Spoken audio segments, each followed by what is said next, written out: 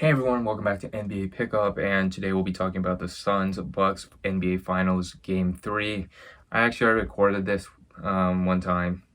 I mean, obviously, but I recorded it and I didn't like it, so here I am doing it again because I'm a bad YouTuber. Anyways, getting right into this. Bucks win 120-100, and I think it was a great team win for the Bucks tonight. I think the main reason why they won tonight was their ball movement, and they had 34 assists tonight, which really shows the ball movement and all that good stuff. I think when the Bucks get the ball moving around, like I said last video, when the ball gets stuck in the ISO and guys are just going one-on-one, it can be a real problem for the Bucks. Like Drew Holiday, him and Middleton were not great last game, but tonight they were both fantastic because that ball was moving around. Good pick and roll action between Middleton and Giannis really helped Middleton get to his spot, Giannis get to his spot. So I think it was a great call by Mike Budenholzer on trying to get more ball moving around, like you said in that post-game interview. And so shout out to them for doing that.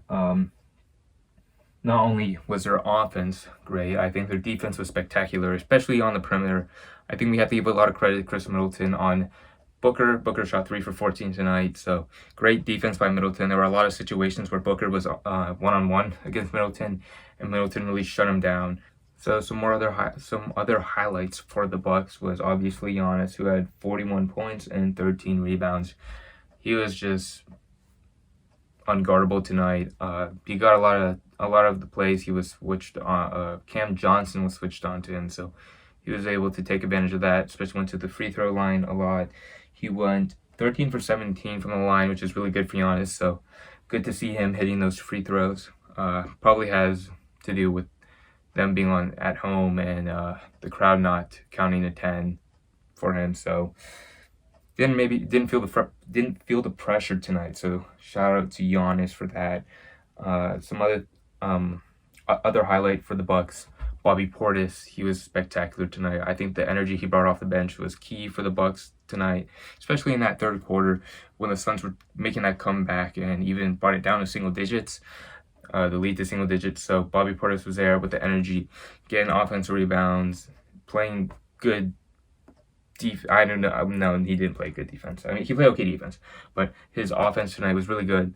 Brought a lot of good energy, good vibes to the Bucks, and I think that really helped the Bucks propel and get a lot of momentum, bring the crowd into the game, and help them win tonight. So shout out to Bobby Portis for that.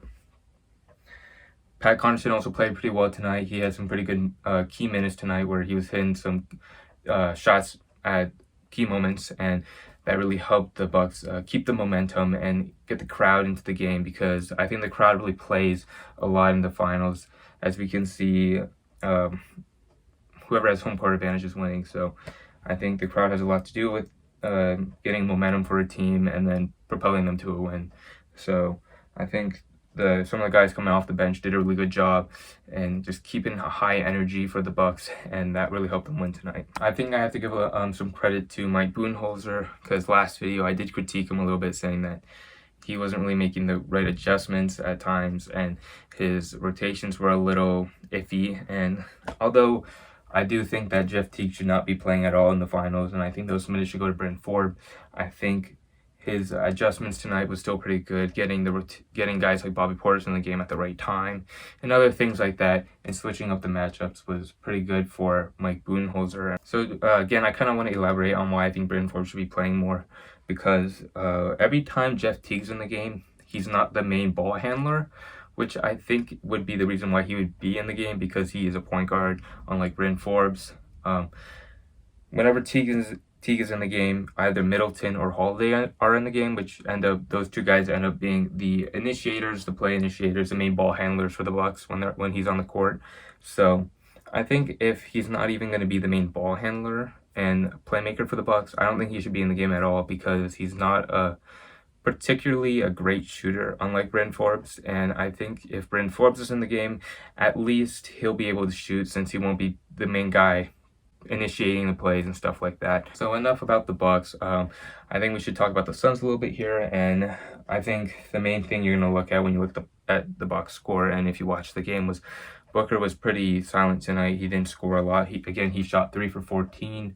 So Middleton played really good defense on him, so shout out to Middleton for that. Booker wasn't even going to the line that much. He only went there 5 times and only made 3 of those free throws. So I think Booker next game, he'll have a lot of energy, and I think he'll be up for a pretty big night. So Bucks need to watch out for him next game. Chris Paul still played really well. He got his spots in the mid-range, hitting those shots. Some other highlights: Jay Crowder, DeAndre Ayton were both really good. Crowder especially hitting those threes, playing good defense, and Ayton, of course, being that lob target, being a lob threat, even hitting a lot of mid-range shots tonight, which I was a little surprised by, kind of impressed. So I think that's great. If Ayton is hitting those mid-range shots, that'll be big for the Suns. And I think another big highlight you get from the Suns is Cameron Johnson, especially in that third quarter. Again, bringing a lot of energy off the bench, including that big emphatic dunk he had on PJ Tucker, absolutely obliterating PJ Tucker in his entire career. But on the other hand, the other Cameron Payne, did not have a great campaign, if you know what I mean. I'm hilarious. No. But, and again, Cameron Payne, 3 for 10, not good. He's not really hitting his shots. He's not really initiating for others. So when he's not hitting his shots, he's kind of useless. No offense, but that was a little harsh. But yeah, Cameron Payne, he needs to hit those shots.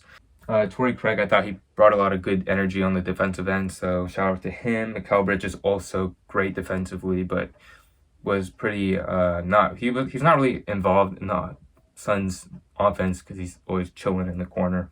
So yeah, to sum everything up, I think this was a great win by the Bucks. I think if they keep running this offense where they're moving the ball around a lot, getting a lot of pick and roll action with Giannis as that roller, then I think a lot of good things will happen to this Bucks teams, and they could potentially even swing the series the other way and win the finals. If you're the Suns, I mean, you probably want to shrug this one off. Guys weren't really hitting their shots tonight, so next game, if Booker has just a better night than tonight, I think that they'll have a pretty good chance of winning. So yeah, subscribe, leave a like, comment if I missed anything from tonight, and yeah, have a good night, everyone.